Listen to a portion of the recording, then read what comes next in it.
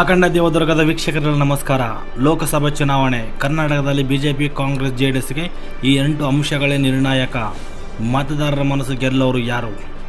ಲೋಕಸಭಾ ಚುನಾವಣೆ ಕರ್ನಾಟಕದಲ್ಲಿ ನಿಧಾನವಾಗಿ ರಂಗು ಪಡೆಯುತ್ತಿದೆ. ತಮ್ಮ ಗುರಿಗಳನ್ನು ಸಾಧಿಸಲು ಬಿಜೆಪಿ, ಕಾಂಗ್ರೆಸ್, ಜೆಡಿಎಸ್ ತಮ್ಮದೇ ಆದ ಪ್ರಯತ್ನವನ್ನು ಮಾಡುತ್ತಿದೆ. ಏಪ್ರಿಲ್ 26 ಮತ್ತು ಮೇ 7ರಂದು 2 ಹಂತಗಳಲ್ಲಿ ಮತದಾನ ನಡೆಯಲಿದ್ದು 3 ಪಕ್ಷಗಳು ಜನರ ಬಳಿ ಹೋಗಲು ಕಾರ್ಯತಂತ್ರ ಹೆಣೆಯುತ್ತಿವೆ. ಪ್ರಮುಖ ವಿಷಯಗಳ ಮೇಲೆ ಗಮನ ಕೇಂದ್ರೀಕರಿಸುವ ಪಕ್ಷಗಳು ಜನರನ್ನು ತಮ್ಮತ್ತ ಸೆಳೆಯಲು ವಿಶೇಷ ಪ್ರಯತ್ನ ಮಾಡುತ್ತಿದ್ದು, 3 ಪಕ್ಷಗಳ ಕಾರ್ಯತಂತ್ರ ಹೇಗಿದೆ, ಆ 8 ಅಂಶಗಳು ಏನು ಎಂಬುದನ್ನು ಇಲ್ಲಿ ಗಮನಿಸೋಣ. ಸ್ನೇಹಿತರೆ, ಕರ್ನಾಟಕದಲ್ಲಿ ಲೋಕಸಭೆ ಚುನಾವಣೆ ರಂಗೇರಿದ್ದು ಏಪ್ರಿಲ್ 26 ಮತ್ತು ಮೇ 7ರಂದು 2 ಹಂತಗಳಲ್ಲಿ ಮತದಾನ ನಡೆಯಲಿದೆ. ಬಿಜೆಪಿ, ಕಾಂಗ್ರೆಸ್ ಹಾಗೂ ಜೆಡಿಎಸ್ 3 ಪಕ್ಷಗಳು ಕೂಡ ಚುನಾವಣೆಗೆ ಕಾರ್ಯತಂತ್ರಗಳನ್ನು ರೂಪಿಸಿದ್ದು, ಪ್ರಮುಖವಾಗಿ 8 ವಿಷಯಗಳ ಮೇಲೆ ಈ 3 ಪಕ್ಷಗಳು ತಮ್ಮ ಚುನಾವಣಾ ತಂತ್ರವನ್ನು ಹೆಣೆಯುತ್ತಿವೆ.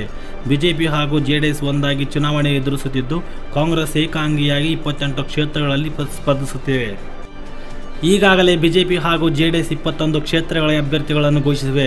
ಉಳಿದ 5 ಕ್ಷೇತ್ರಗಳಿಗೆ ಬಿಜೆಪಿ ಟಿಕೆಟ್ ಘೋಷಿಸಬೇಕಿದ್ದು, 2 ಕ್ಷೇತ್ರಗಳಿಗೆ ಜೆಡಿಎಸ್ ತನ್ನ ಅಭ್ಯರ್ಥಿಗಳನ್ನು ಘೋಷಿಸಬೇಕಿದೆ. ಇನ್ನು ಕಾಂಗ್ರೆಸ್ 24 ಕ್ಷೇತ್ರಗಳಿಗೆ ಟಿಕೆಟ್ ಘೋಷಿಸಿದೆ. ಈ ಚುನಾವಣೆಯಲ್ಲಿ 3 ಪಕ್ಷಗಳ ಆದ್ಯತೆ ವಿಷಯಗಳೇನು, ಅವುಗಳನ್ನು ಹೇಗೆ ಜಾರಿಗೆ ತರುತ್ತವೆ, ಆ ಕಾರ್ಯತಂತ್ರಗಳ ಸಂಭಾವ್ಯ ಪರಿಣಾಮಗಳೇನು ಎಂಬುದರ ವಿವರ ಇಲ್ಲಿದೆ. ಮೊದಲನೆಯದಾಗಿ ಬಿಜೆಪಿಯ ಕಾರ್ಯತಂತ್ರ ಮೋದಿ ಗ್ಯಾರಂಟಿ. ಹೌದು ಸ್ನೇಹಿತರೆ, ಕರ್ನಾಟಕ ಬಿಜೆಪಿಯ ಪ್ರಮುಖ ಚುನಾವಣಾ ಕಾರ್ಯತಂತ್ರ ಏನೆಂದರೆ ಪ್ರಧಾನಿ ನರೇಂದ್ರ ಮೋದಿ ಅವರ ನಾಯಕತ್ವ ಹಾಗೂ ಕಳೆದ 10 ವರ್ಷಗಳ ಆಡಳಿತವನ್ನು ಗಮನದಲ್ಲಿಟ್ಟುಕೊಂಡು ಬಿಜೆಪಿ ತನ್ನ ಚುನಾವಣಾ ಕಾರ್ಯತಂತ್ರ ಎಣೆಯಲಿದೆ.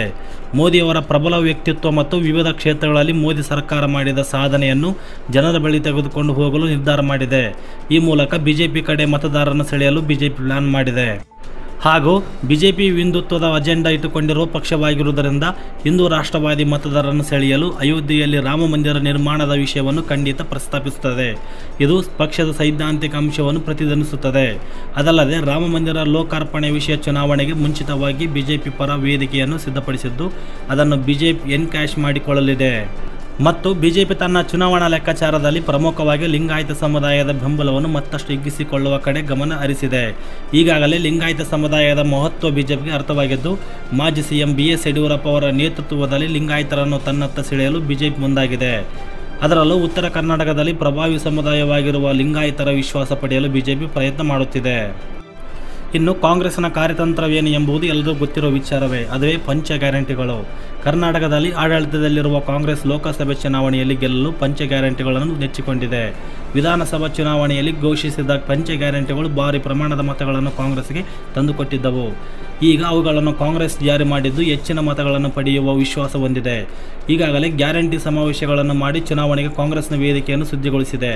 ವಿಧಾನಸಭಾ ಚುನಾವಣೆ ಟ್ರೆಂಡ್ ಪರಿವರ್ತನೆಯಾದರೆ ಕಾಂಗ್ರೆಸ್ ಹೆಚ್ಚಿನ ಕ್ಷೇತ್ರಗಳನ್ನು ಗೆಲ್ಲಬಹುದು. ಹಾಗೂ ಅಲ್ಪಸಂಖ್ಯಾತರು ಮತ್ತು ಹಿಂದುಳಿದ ವರ್ಗಗಳು ಮತ್ತು ದಲಿತರನ್ನು ಒಳಗೊಂಡಿರುವ ಅಹಿಂದ ಒಕ್ಕೂಟದ ಬೆಂಬಲವನ್ನು ಉಳಿಸಿಕೊಳ್ಳಲು ಕಾಂಗ್ರೆಸ್ ಶತಪ್ರಯತ್ನ ನಡೆಸುತ್ತಿದೆ. ಅಹಿಂದ ಸಮುದಾಯಗಳ ನಿರ್ದಿಷ್ಟ ಅಗತ್ಯಗಳು ಮತ್ತು ಆಕಾಂಕ್ಷೆಗಳನ್ನು ಪರಿಹರಿಸುವ ಮೂಲಕ ಪಕ್ಷವು ತನ್ನ ಚುನಾವಣಾ ನೆಲೆಯನ್ನು ಗಟ್ಟಿಗೊಳಿಸಿಕೊಳ್ಳಲು ಮುಂದಾಗಿದೆ. ಸಿದ್ದರಾಮಯ್ಯ ಅಹಿಂದ ಸಮುದಾಯದ ನಾಯಕರಾಗಿರುವುದರಿಂದ ಅಹಿಂದ ಮತಗಳು ಮತ್ತು ಕಾಂಗ್ರೆಸ್ ಅನ್ನು ಬಿಟ್ಟು ಹೋಗುವುದಿಲ್ಲ ಎಂಬುದು ಕೈ ನಾಯಕರ ವಿಶ್ವಾಸ. ಮತ್ತು ಈ ಸಲ ಗೆಲುವನ್ನೇ ಮಾನದಂಡವಾಗಿಟ್ಟುಕೊಂಡಿರುವ ಕಾಂಗ್ರೆಸ್ ಪ್ರಬಲ ಮತ್ತು ಸಮರ್ಥ ಅಭ್ಯರ್ಥಿಗಳನ್ನು ಲೋಕಸಭೆ ಚುನಾವಣೆಗೆ ಕಣಕ್ಕಿಳಿಸಲಿದೆ. ಕುಟುಂಬ ರಾಜಕಾರಣದ ಆರೋಪಗಳಿದ್ದರೂ ಅವುಗಳಿಗೆ ಕ್ಯಾರೆ ಎನ್ನದೆ ಹಲವು ಸಚಿವರ ಮಕ್ಕಳಿಗೆ ಟಿಕೆಟ್ ಅನ್ನು ನೀಡಿದೆ. ಆಯಾ ಕ್ಷೇತ್ರಗಳಲ್ಲಿ ಗೆಲುವು ಸಾಧಿಸಲು ಅಗತ್ಯವಾದ ಜನಪ್ರಿಯತೆ ಮತ್ತು ತಳಮಟ್ಟದಲ್ಲಿ ಬೆಂಬಲವನ್ನು ಹೊಂದಿರುವ ಅಭ್ಯರ್ಥಿಗಳನ್ನು ಕಣಕ್ಕಿಳಿಸುವತ್ತ ಗಮನ ಹರಿಸಿದೆ. ಇನ್ನು ಜೆಡಿಎಸ್ನ ವಿಚಾರಕ್ಕೆ ಬಂದರೆ ಒಕ್ಕಲಿಗ ಮತಗಳೇ ಇವರಿಗೆ ಬಲ. ದಕ್ಷಿಣ ಕರ್ನಾಟಕದಲ್ಲಿ ಒಕ್ಕಲಿಗ ಸಮುದಾಯವು ಗಣನೀಯ ಪ್ರಭಾವವನ್ನು ಹೊಂದಿದೆ. ಈ ನಿರ್ಣಾಯಕ ವೋಟ್ ಬ್ಯಾಂಕ್ ಅನ್ನು ತನ್ನತ್ತ ಮತ್ತೆ ಸೆಳೆದುಕೊಳ್ಳಲು ಜೆಡಿಎಸ್ ಸಕ್ರಿಯವಾಗಿ ಕಾರ್ಯನಿರ್ವಹಿಸುತ್ತಿದೆ. ಒಕ್ಕಲಿಗ ಸಮುದಾಯದ ನಿರ್ದಿಷ್ಟ ಸಮಸ್ಯೆಗಳು ಮತ್ತು ಪರಿಹಾರಗಳ ಬಗ್ಗೆ ಮಾತನಾಡುತ್ತಿರುವ ಜೆಡಿಎಸ್ ಹಾಸನ, ಮಂಡ್ಯ ಮತ್ತು ಕೋಲಾರ ಕ್ಷೇತ್ರಗಳಲ್ಲಿ ತನ್ನ ರಾಜಕೀಯ ಭವಿಷ್ಯವನ್ನು ಉತ್ತಮಪಡಿಸಿಕೊಳ್ಳುವ ಗುರಿಯನ್ನು ಹೊಂದಿದೆ. ಮತ್ತು ಬಿಜೆಪಿಯೊಂದಿಗಿನ ಮೈತ್ರಿಯ ಅವಕಾಶವನ್ನು ಬಳಸಿಕೊಳ್ಳಲು ಮುಂದಾಗಿರುವ ಜೆಡಿಎಸ್ ಹಳೆ ಮೈಸೂರು ಪ್ರಾಂತದಲ್ಲಿ ಕಾಂಗ್ರೆಸ್ ಪಕ್ಷಕ್ಕೆ ಸಮರ್ಥ ಪರ್ಯಾಯವಾಗಿ ನಿಲ್ಲಲು ಮುಂದಾಗಿದೆ. ಇದಕ್ಕಾಗಿ ಬಿಜೆಪಿಯ ಮತಗಳನ್ನು ಬಳಸಿಕೊಳ್ಳಲು ಜೆಡಿಎಸ್ ತಂತ್ರ ಹೆಣೆದಿದೆ. ಈ ಮೂಲಕ ಹಳೆ ಮೈಸೂರು ಪ್ರಾಂತದಲ್ಲಿ ಬದಲಾಗುತ್ತಿರುವ ರಾಜಕೀಯ ಡೈನಾಮಿಕ್ಸ್ ಅನ್ನು ಬಳಸಿಕೊಳ್ಳುವ ಗುರಿಯನ್ನು ಜೆಡಿಎಸ್ ಹೊಂದಿದೆ. ಸ್ನೇಹಿತರೆ, ಈ ಮಾಹಿತಿ ನಿಮಗೆ ಇಷ್ಟವಾದರೆ ನಮ್ಮ ವಿಡಿಯೋವನ್ನು ಲೈಕ್ ಮಾಡಿ, ಶೇರ್ ಮಾಡಿ, ನಮ್ಮ ಯೂಟ್ಯೂಬ್ ಚಾನಲನ್ನು ಸಬ್ಸ್ಕ್ರೈಬ್ ಮಾಡಿ ಮತ್ತು ಕಾಮೆಂಟ್ ಮಾಡೋದನ್ನು ಮಾತ್ರ ಮರಿಬೇಡಿ. ನಮಸ್ಕಾರ.